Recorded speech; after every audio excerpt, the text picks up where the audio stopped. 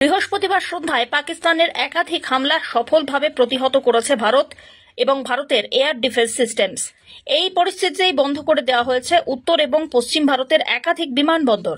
যদিও নয়াদিল্লি এয়ারপোর্ট চালু রয়েছে কিনা তা নিয়ে বিভ্রান্তি তৈরি হয় বিভিন্ন মহলে।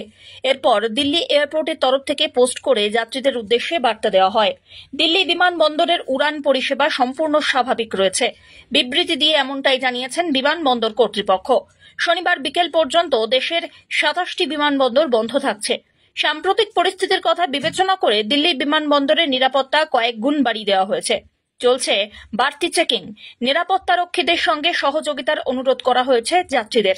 শনিবার বিকেল পর্যন্ত দেশের ২৭টি বিমানবন্দর বন্ধ থাকছে, যার ফলে অনেক বিমান বাতিল হয়ে গিয়েছে।